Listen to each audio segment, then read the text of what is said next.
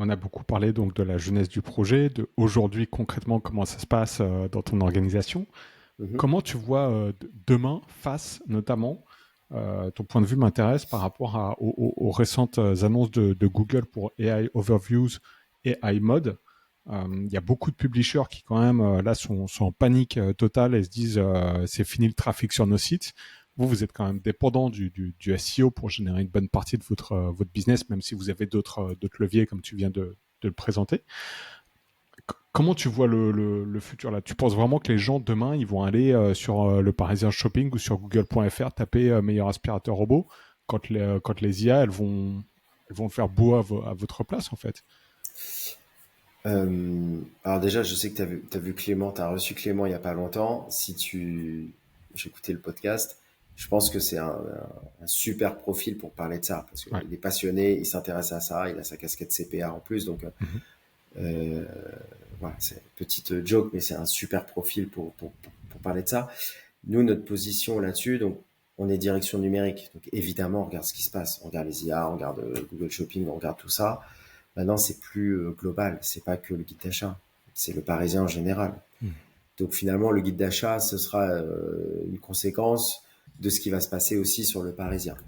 Donc notre position là-dessus, c'est plutôt d'essayer de comprendre les règles du jeu d'un marché qui évolue. T'as dit les éditeurs sont en panique. Nous, alors, il faut pas être en panique pour le coup parce que paniquer, ça n'a jamais fait avancer l'histoire, tu vois. Donc on est plutôt attentif, vigilant, on s'informe, on se rapproche des entités, hein, de Google, des réseaux sociaux, on discute à tout le monde, on discute avec aussi le CPA, on regarde les actions qui sont en place. Mais avant de paniquer ou de changer de modèle, il faut surtout comprendre. Il faut comprendre. Donc je trouve qu'on est à titre perso encore dans cette phase-là de compréhension. On regarde aussi ce qui se passe sur les marchés étrangers. On parlait du strike des codes promo.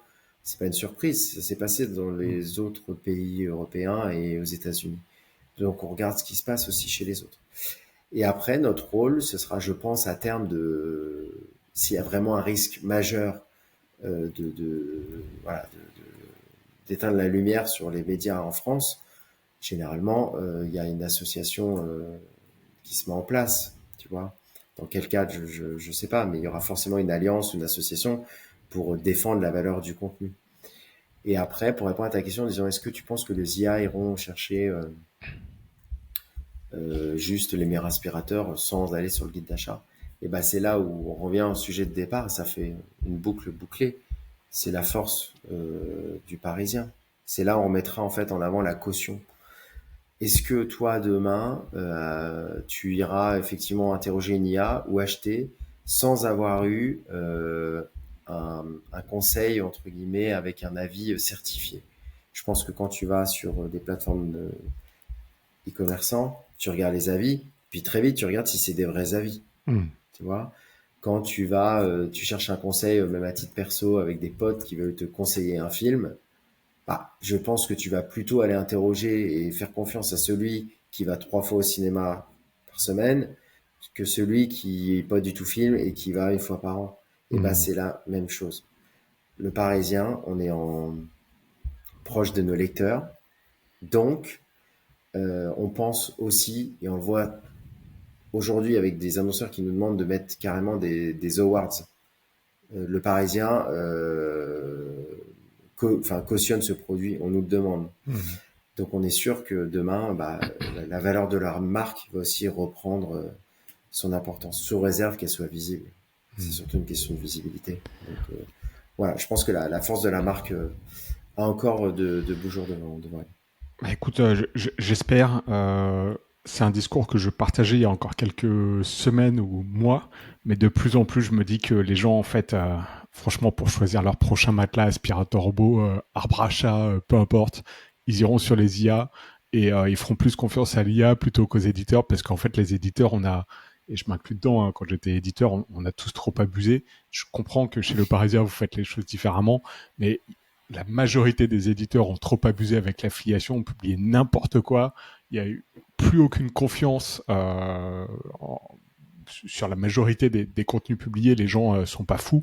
Maintenant, ils comprennent que tu vois le top 10 des aspirateurs robots, la plupart des sites qui consultaient, c'était complètement bidon. Les gens avaient jamais reçu les aspirateurs robots pour le tester ou quoi que ce soit. Encore une fois, je mets de côté le Parisien, puisque tu nous as Ouais, présenté bien pendant sûr, bien plus sûr. d'une heure que vous faites les choses différemment. Mais je pense vraiment que les gens, tu vois, le discours de se dire non, mais les gens, ils auront besoin du contact humain, etc. Oui, je suis d'accord, mais à terme, je pense que ça va être de moins en moins le cas. Et il y aura peut-être des IA spécialisées, tu vois. Il y aura peut-être l'IA, le Parisien Shopping, avec un chatbot, recommande-moi, tu vois, Bien pour ta sûr. partie produit. Je pense que ce sont des concepts intéressants. Euh, alors oui, effectivement, j'ai utilisé le mot panique.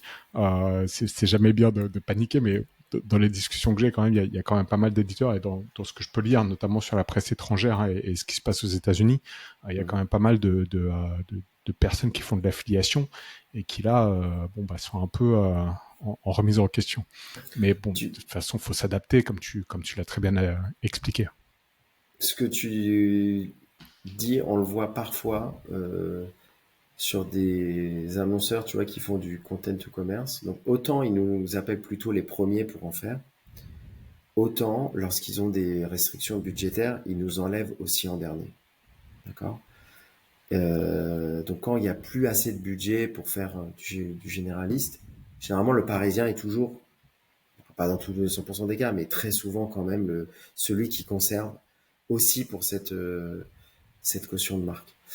Donc moi je reste persuadé qu'en fait le jour où le coup de enfin si, parce qu'on n'est pas sûr, mais si un jour il y a un coup de sifflet final, euh, peut-être que le dernier, entre guillemets, à sortir la tête de l'eau et qu'on aura peut-être un peu plus de temps, j'ose espérer que ce soit nous. Et l'exemple des codes promo, en fait, l'a très bien montré. Pour beaucoup de généralistes, c'était extinction des lumières et c'est passé. Enfin, il se passait plus rien, c'était zéro. Encéphalogramme plat, zéro. Et pas nous. Donc je me dis qu'en gardant cette ligne, si un jour ça doit s'arrêter, ben, écoute, on trouvera autre chose.